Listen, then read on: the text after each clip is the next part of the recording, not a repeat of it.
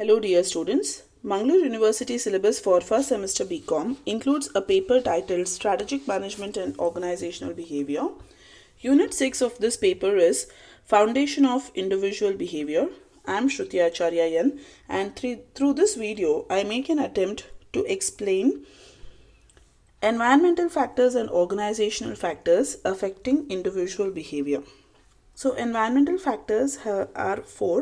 One is economic factor, socio-cultural factors, political factors, legal environment. Organizational factors are physical facilities, organizational structure and design, leadership, reward system. So let's begin with environmental factors. ನಮ್ಮ ಸುತ್ತಮುತ್ತಲಿನ ವಾತಾವರಣದಲ್ಲಿರುವಂತಹ ಕೆಲವು ಅಂಶಗಳು ನಮ್ಮ ವರ್ತನೆಯ ಮೇಲೆ ಸಾಕಷ್ಟು ಪರಿಣಾಮ ಬೀರುತ್ತೆ. ಸೊ ಫಸ್ಟ್ಲಿ ಎಕನಾಮಿಕ್ ಫ್ಯಾಕ್ಟರ್ಸ್, ಹಣಕಾಸಿಗೆ ಸಂಬಂಧಪಟ್ಟ ವಿಷಯಗಳು, ಅಂಶಗಳು ಹೇಗೆ ನಮ್ಮ ವರ್ತನೆಯ ಮೇಲೆ ಅಥವಾ ನಮ್ಮ ಬಿಹೇವಿಯರ್ ಮೇಲೆ ಪರಿಣಾಮ ಬೀರುತ್ತೆ ನೋಡೋಣ. ಸೊ ಇದರಲ್ಲಿ 4 ಸಬ್ ಪಾಯಿಂಟ್ಸ್ ಇದೆ. First one is employment level. Employment level ಅಂದರೆ ಹೊರಗಡೆ ಎಷ್ಟು ಜಾಬ್ ಆಪರ್ಚುನಿಟೀಸ್ ಅವೈಲೇಬಲ್ ಇದೆ, ಇದು ನಮ್ಮ ಬಿಹೇವಿಯರ್ ಮೇಲೆ ಹೇಗೆ ಪರಿಣಾಮ ಬೀರುತ್ತೆ. Say for example, you are a salesmen, store salesmen in a general stores. So ನಿಮಗೆ ಆ್ಯಕ್ಚುಲಿ ಜಾಬ್ ಸ್ಯಾಟಿಸ್ಫ್ಯಾಕ್ಷನ್ ಇದೆ, you are very happy with the job. But ಹೊರಗಡೆ ಬೆಟರ್ ಆಪರ್ಚುನಿಟೀಸ್ ಅವೈಲೇಬಲ್ ಇದೆ, ಇನ್ನೂ ಚೆನ್ನಾಗಿರೋ ಸಂಬಳ ಸಿಗುತ್ತೆ ಒಳ್ಳೆ ಕಡೆ ಅಂತ ಹೇಳಿದ್ರೆ ನೀವು ಆಬ್ವಿಯಸ್ಲಿ ಈ ಜಾಬನ್ನ ಬಿಟ್ಟು ಇನ್ನೊಂದು ಕಡೆ ನೋಡ್ತೀರ. ಅದೇ ಹೊರಗಡೆ ಜಾಬ್ ಆಪರ್ಚುನಿಟೀಸ್ ಅವೈಲೇಬಲ್ ಇಲ್ಲ, ಕೆಲಸಗಳೇ ಸಿಗ್ತಾ ಇಲ್ಲ ಈಗ ಹೊರಗಡೆ. ಈಗ ಕೊರೋನಾ ಇದ್ದಾಗ ಎಷ್ಟೋ ಜನ ಇರೋ ಕೆಲಸನೂ ಕಳ್ಕೊಂಡ್ರು. ಸೊ ಅಂಥ ಟೈಮಲ್ಲಿ ಕೆಲಸಗಳೇ ಸಿಗ್ತಾ ಇಲ್ಲ ಅಂಥ ಟೈಮಲ್ಲಿ ನೀವು ಇರೋ ಜಾಬನ್ನು ಬಿಟ್ಟು ಇನ್ನೊಂದು ಜಾಬನ್ನು ಹುಡ್ಕೊಂಡು ಹೋಗ್ತೀರಾ? Obviously not. So you will search for better opportunities only when the better opportunities are available. Higher job opportunities available, higher is the employee turnover. ತುಂಬ ಜಾಬ್ ಆಪರ್ಚುನಿಟೀಸ್ ಅವೈಲೇಬಲ್ ಇದೆ ಎಕಾನಮಿನಲ್ಲಿ ಅಂತ ಹೇಳಿದ್ರೆ ಜನ ಕೆಲಸ ಬಿಟ್ಟು ಬೇರೆ ಕಡೆಗೆ ಹೋಗಿ ಬೇರೆ ಬೆಟರ್ ಆಪರ್ಚುನಿಟೀಸ್ನ ಹುಡುಕ್ತಾ ಹೋಗ್ತಾರೆ. So employee turnover will be more. So ನೀವು ಜಾಬ್ ಸ್ಯಾಟಿಸ್ಫ್ಯಾಕ್ಷನ್ ಇರಲಿ ಇಲ್ಲದೆ ಇರಲಿ, ಎಂಪ್ಲಾಯ್ಮೆಂಟ್ ಲೆವೆಲ್ ಜಾಸ್ತಿ ಇದ್ದರೆ ಅಂದರೆ ಬೆಟರ್ ಜಾಬ್ ಆಪರ್ಚುನಿಟೀಸ್ ಅವೈಲೇಬಲ್ ಇದ್ದರೆ ಎಂಪ್ಲಾಯಿ ಟರ್ನ್ ಓವರು ಜಾಸ್ತಿ ಇರುತ್ತೆ. That is one thing. And the second point is wage rate.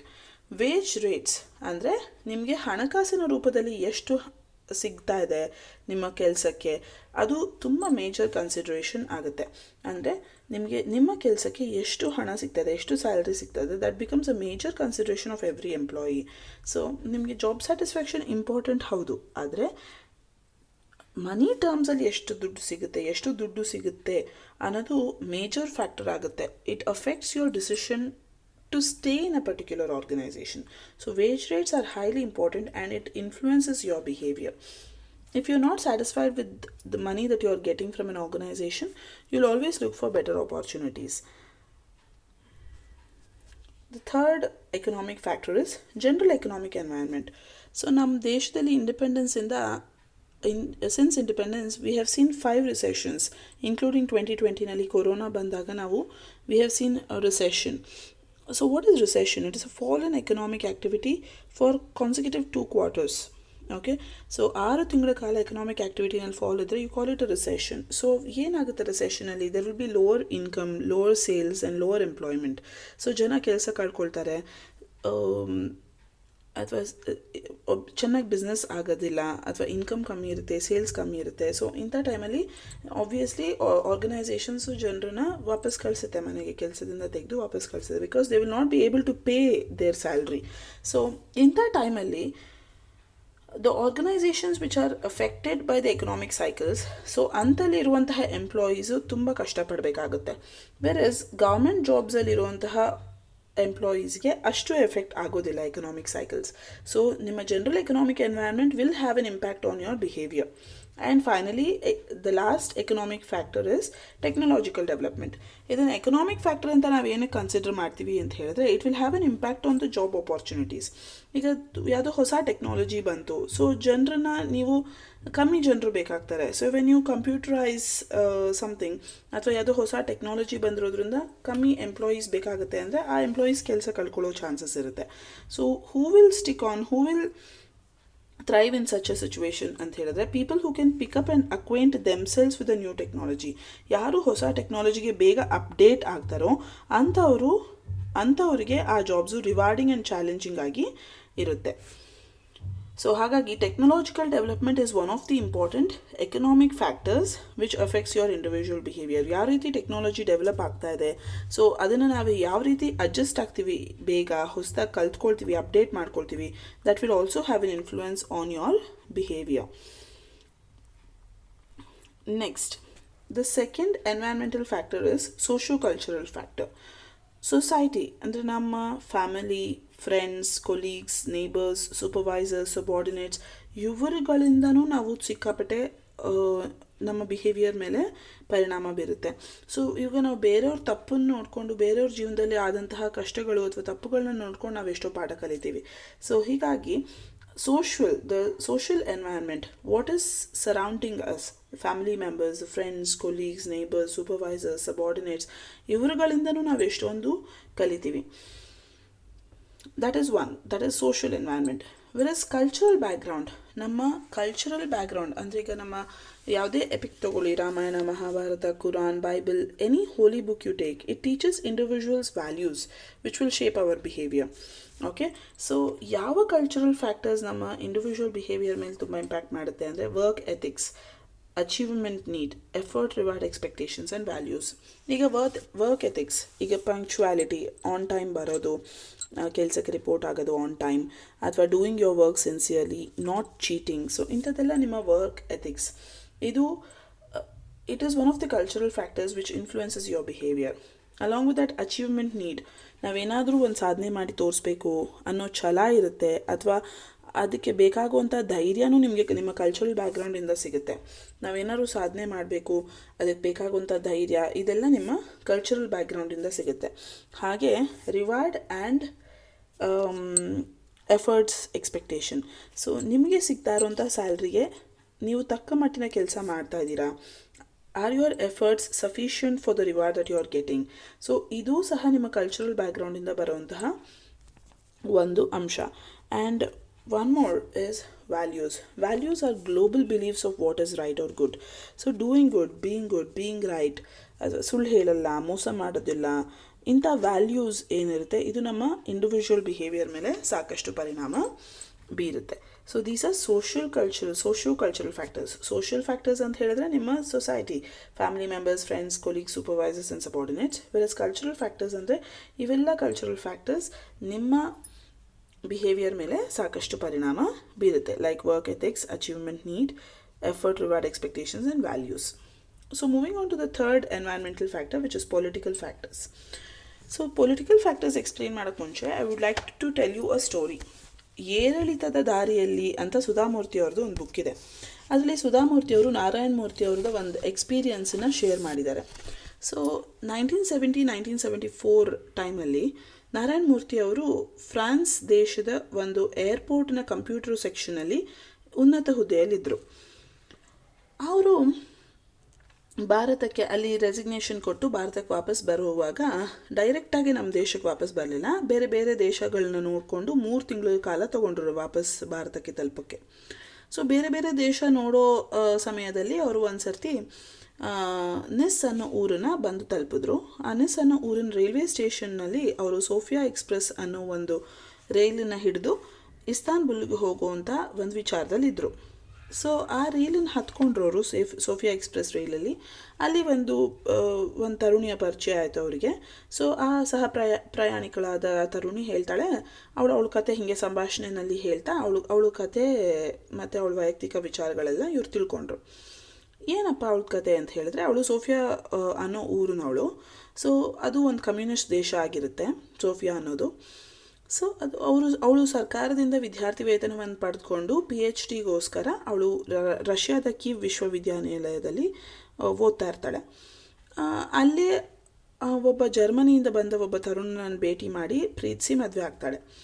ಆದರೆ ಅವ್ರ ಮದುವೆ ಆದ್ರೂ ದೂರದಲ್ಲಿ ಇರ್ತಾರೆ. ಯಾಕೆ ಒಟ್ಟಿಗೆ ಇರೋಕ್ಕಾಗಲ್ಲ ಅಥವಾ ಸಾಮಾನ್ಯ ದಾಂಪತ್ಯ ಜೀವನವನ್ನು ನಡೆಸೋಕ್ಕಾಗೋದಿಲ್ಲ ಅವರು ಅಂತ ಹೇಳಿದ್ರೆ, ಅವ್ರ ದೇಶದ ಕಾಯ್ದೆ ಹಾಗಿರುತ್ತೆ.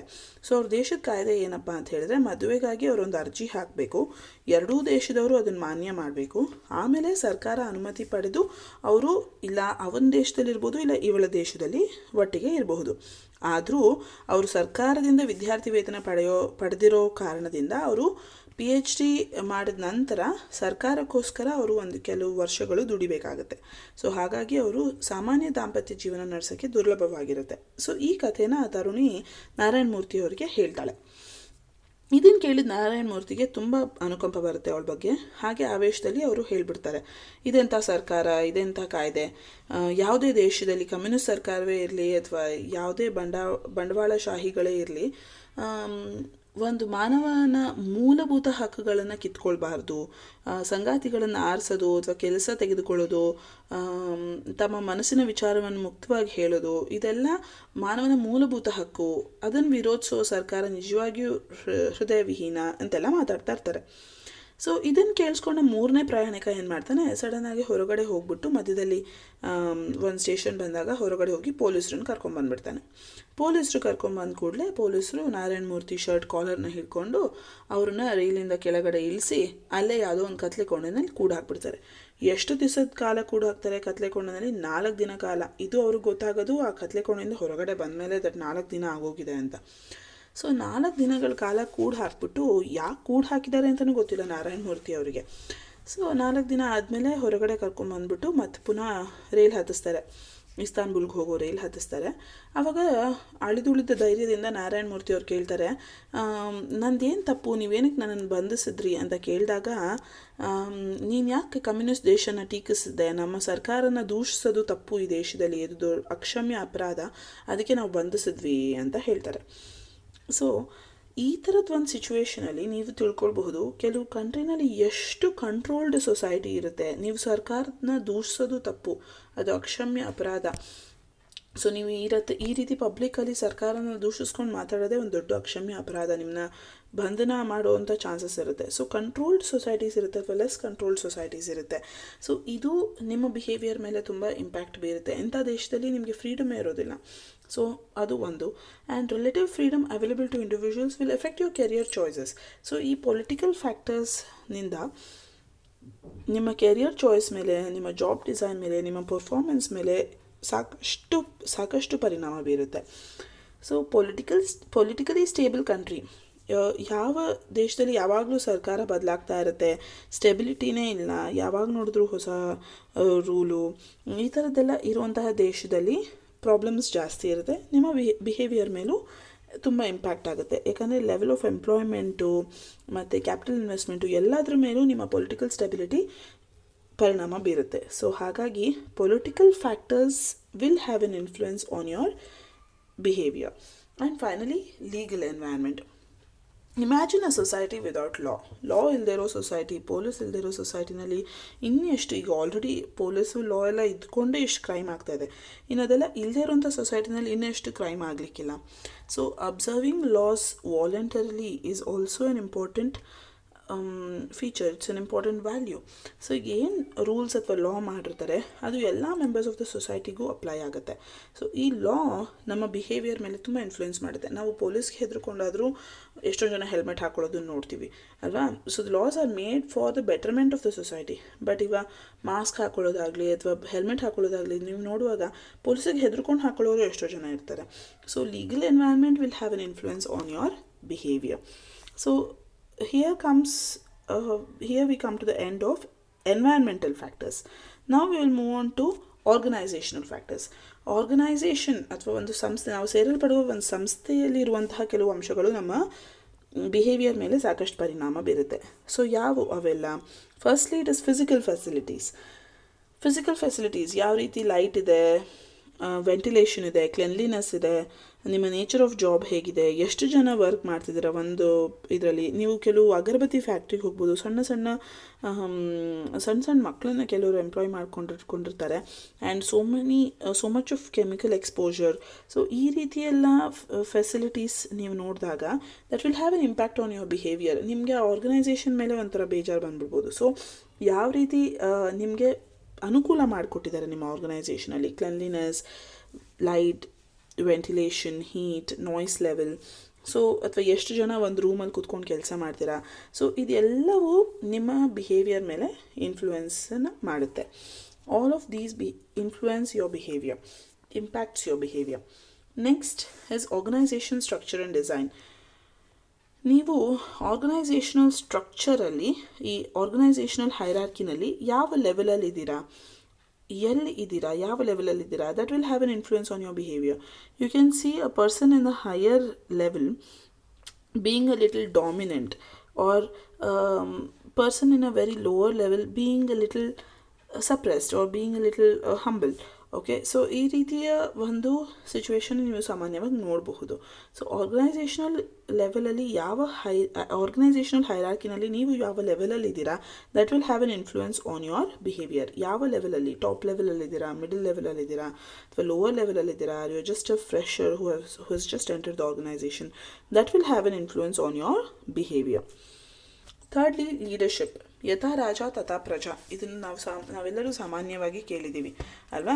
ಸೊ ಯಾವ ರೀತಿ ರಾಜ ಇರ್ತಾನೋ ಪ್ರಜೆಗಳು ಅವರ ರೀತಿಯಲ್ಲೇ ಇರ್ತಾರೆ. ಸೊ ನೀವು ನಿಮ್ಮ ಲೀಡರ್ಸ್ನ ನೋಡ್ಕೊಂಡು ಎಷ್ಟೋ ರೀತಿಯ ಬಿಹೇವಿಯರ್ಗಳನ್ನ ಕಲಿತೀರಾ. ಸೊ ಯಾಕೆ ಲೀಡರ್ಶಿಪ್ ಸಿಸ್ಟಮ್ನ ಮ್ಯಾನೇಜ್ಮೆಂಟ್ ಅವ್ರು ಕ್ರಿಯೇಟ್ ಮಾಡಿದಾರಪ್ಪ ಅಂದರೆ, to give direction, assistance, advice or coaching to individuals. So ನಿಮಗೆ ಒಂದು ಆರ್ಗನೈಸೇಷನ್ ಹೋದಾಗ ಡೈರೆಕ್ಷನ್ ಕೊಡೋಕ್ಕಾಗಲಿ ಅಥವಾ ಅಸಿಸ್ಟೆನ್ಸ್ಗೆ, ಅಡ್ವೈಸ್ಗೆಲ್ಲ ನಿಮ್ಮ ಲೀಡರ್ಸ್ ಬೇಕು. ಸೊ ನೀವು ಲೀಡರ್ಸ್ನ ನೋಡಿಕೊಂಡು ಫಾಲೋ ಮಾಡ್ತೀರಾ. So you get influenced lot by your leaders. So your superiors or leaders will have a greater influence on your behaviour. That is the third organizational factor. The fourth organizational factor is reward system. So reward system ಹೇಗಿದೆ, ನಿಮಗೆ ಹೇಗೆ compensate ಮಾಡ್ತಿದ್ದಾರೆ ನಿಮ್ಮ ಎಫರ್ಟ್ಸಿಗೆ, that will have an influence on your behavior. ಕೆಲವು ಆರ್ಗನೈಸೇಷನ್ಸಲ್ಲಿ salary plus commission ಕೊಡ್ತಾರೆ. ಅಂದರೆ ನೀವು extra ಕೆಲಸ ಮಾಡಿದ್ರೆ ಸ್ವಲ್ಪ ಎಕ್ಸ್ಟ್ರಾ ಕಮಿಷನ್, ಎಕ್ಸ್ಟ್ರಾ ಸೇಲ್ಸ್ಗೆ ಎಕ್ಸ್ಟ್ರಾ ಕಮಿಷನ್, ಅಥವಾ ಓವರ್ ಟೈಮ್ ಮಾಡಿದ್ರೆ ನಿಮಗೆ ಸ್ವಲ್ಪ ಎಕ್ಸ್ಟ್ರಾ ಪೇ. ಸೊ ಈ ರೀತಿ ಎಲ್ಲ ನಿಮ್ಮನ್ನ ಮೋಟಿವೇಟ್ ಮಾಡೋಕ್ಕೆ ಟ್ರೈ ಮಾಡ್ತಾರೆ by giving you extra pay for the extra work done. So ಈ ರೀತಿಯ ರಿವಾರ್ಡ್ ಸಿಸ್ಟಮ್ಸಿಂದ ನಿಮ್ಮ ಬಿಹೇವಿಯರ್ ಮೇಲೆ ಸಾಕಷ್ಟು ಪರಿಣಾಮ ಬೀರುತ್ತೆ. ಕೆಲವರು ಎಷ್ಟೇ ಎಕ್ಸ್ಟ್ರಾ ಪೇ ಮಾಡಲಪ್ಪ, I am not ready for the over time, I value my personal time a lot, ಆ ಥರ ಹೇಳೋರು ಜನ ಇರ್ತಾರೆ. So reward system will again have an impact on your individual behavior. So here we come to the end of this particular video. ನಿಮ್ಮ environmental factors which will have an impact on the individual behavior are economic factors, socio-cultural factors, political factors, and legal environment. And organizational factors which will have an influence on individual behavior are physical facilities, organizational structure and design, leadership, and reward system. So environmental ಫ್ಯಾಕ್ಟರ್ಸಲ್ಲಿ ಬರುವಂತಹ economic ಫ್ಯಾಕ್ಟ್ರಲ್ಲಿ 4 sub points ಇದೆ.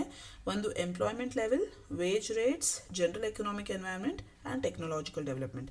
So all these points I've explained in detail in the video.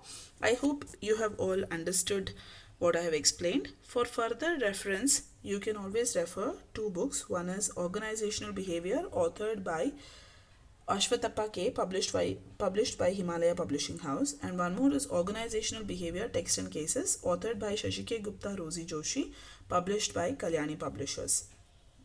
Thank you so much.